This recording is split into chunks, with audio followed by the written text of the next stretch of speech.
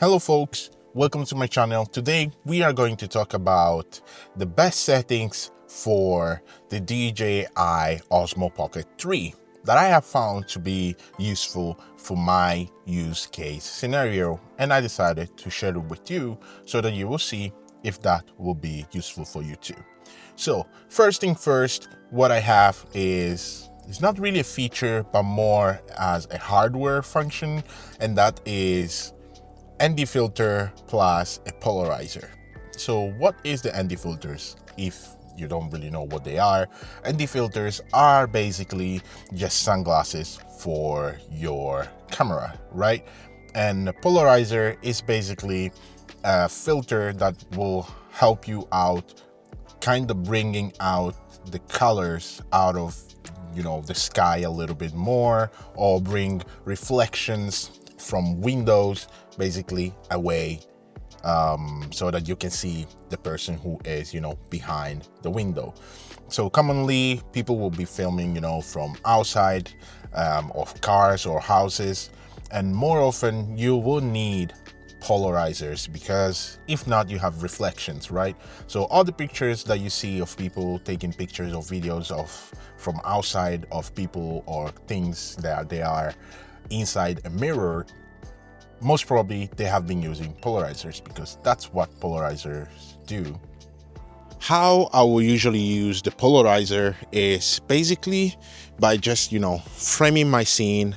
This is the polarizer from K&F Concept. So it has a polarizer built in an ND filter, and I actually have a set of them. I have from this monster love me so much. I have from the 8 to the 64, so I have the whole set.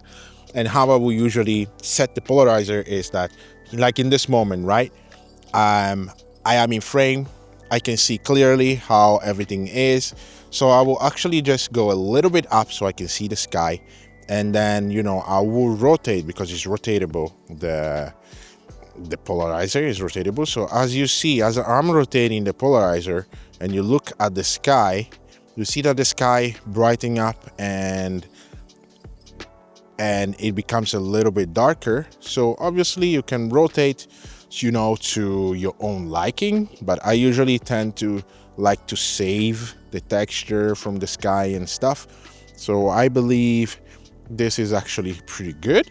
So I reset the camera and then I continue shooting, right? And I have my whole sky not blown out on my back, and then I'm properly exposed, and everything is pretty good and looks pretty well.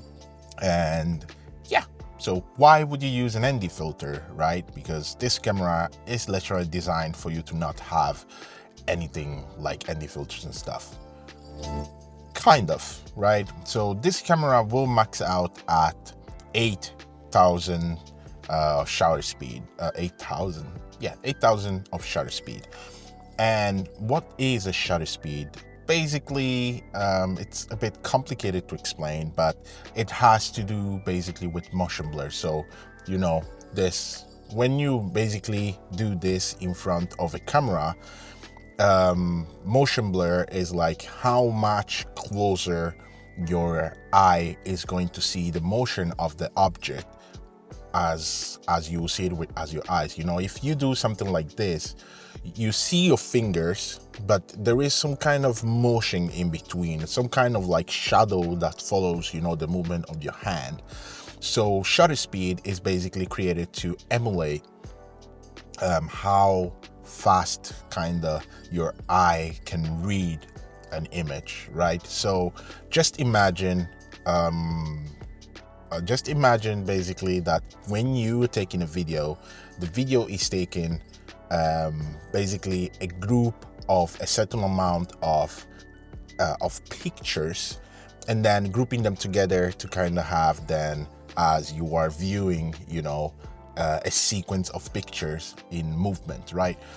So that shutter speed helps basically to kind of give you the sense of like how quickly you can freeze a subject, right? So the higher the shutter speed, the static or the freezier, I don't know how to explain this, but the shutter, the higher speed, the shutter speed is more static, the image will fail, right? So if I do like this and I'm shooting on, for example, 8,000 of a second, this freezing movement will be more static. So you will be able to literally see my fingers, my counting of this on the fingers. But the slower the shutter speed is, the slower basically you will see the blur, the motion blur of this. So the slower this is, basically the less you will be able to actually clearly see my finger. So the motion blur will be more. So hopefully you understand what I mean. If you don't understand, write me down in the comment, and if you know how to explain it better, please explain it down in the comments so people can actually understand better. But yeah, so ND filters will kind of help you to bring it closer to the natural feeling of your human eyes, which usually is 50 of a shutter speed, or if you know about the 180-degree rule, this ND filter will help you to bring closer to that kind of rule. And soon you'll actually understand how and why. I'm not even sure if in this moment you can actually see me, but the next function that I actually use quite often, or the next setting, is going to be Pro mode.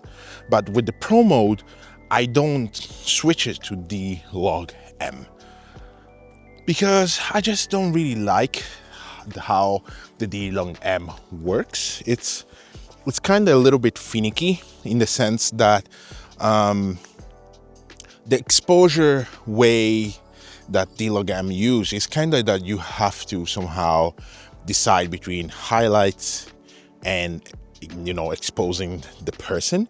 So you kind of have to trade off. If you want to expose for the person, then you will have to trade off for something else usually, which most of the time is like the scenery. While if you expose for, you know, the scenery, then as a dark person, I'm going to be even more darker. And this camera is not really good with recovering shadows. So in that case, you wouldn't see me that much. So that's the reason why I tend to go with Pro normal instead of like D-Log-M or HLG. And yeah, that's what I believe to be the better choice for me, at least.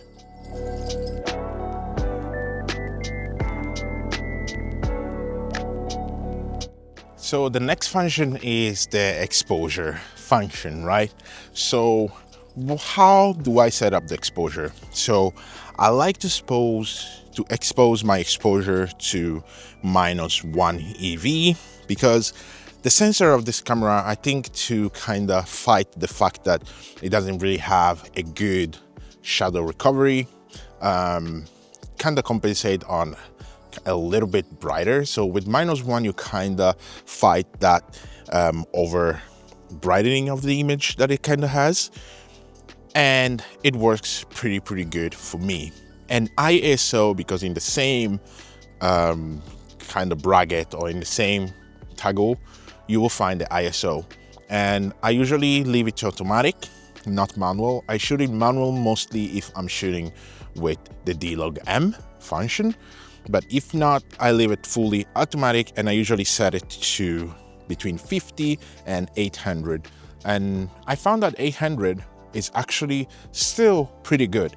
And I think by now it might be kind of trying to expose around that, because this scenery is a little bit on the darker side, because Finland, we are going back to fall already, and the cold is kind of around here. So that's pretty much what I do for the exposure.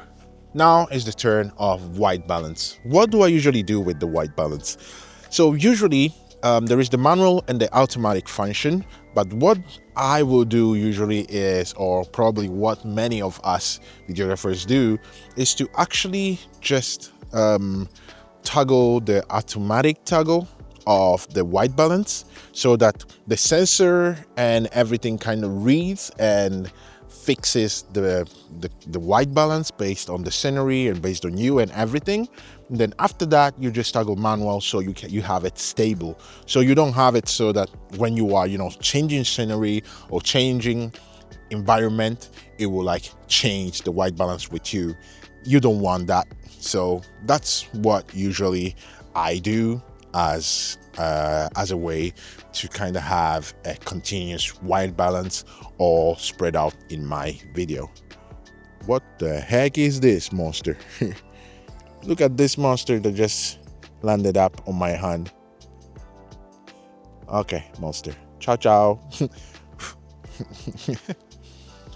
Wow, that's Finnish nature for you. So, well, you have the choice to choose between continuous autofocus or manual autofocus, and obviously for this you don't want manual focus if you're not really doing a specific micro shot or something like that you really want precision, but you wouldn't even use this camera for that, or so ever. People want to be creative, so maybe they will use it, but you have the choice to choose between manual and autofocus, and obviously so continuous autofocus. So obviously I just use it in continuous autofocus because I don't do anything else, right? Yeah. Then we have the option to choose the sharpness and the noise reduction, and I usually leave them to -1 and -1 because that's what I found to be the best for me. Some people use the -2 to -2. Some people, probably the minority of the people, will use the +1 and 0. So a little bit over sharpened, and then noise reduction 0. So it's up to you. Like what I will say is like there isn't a perfect way. This is my way, and I've seen many other people using different things, and I found my way by just doing testing and testing it out. So yeah, this DJI is quite amazing. Because even my partner use it. Like my partner literally, even though this is mine, but if you have a partner, what is yours is hers too. I learned it on a hard way. So she has built her own whole, like her wall.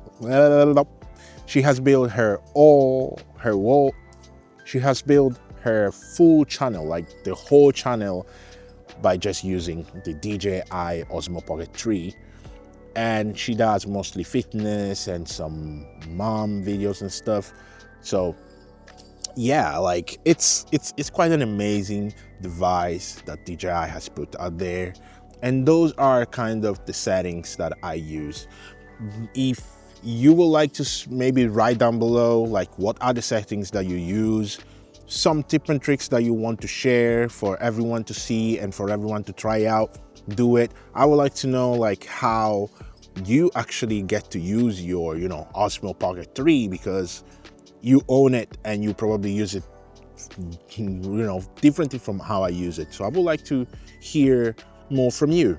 Let's have a chat down below. Thank you for sticking here. Take good care of yourself, and hopefully you are doing well mentally, physically, and spiritually. I am Sam Boating, and I'm going to see you in the next one.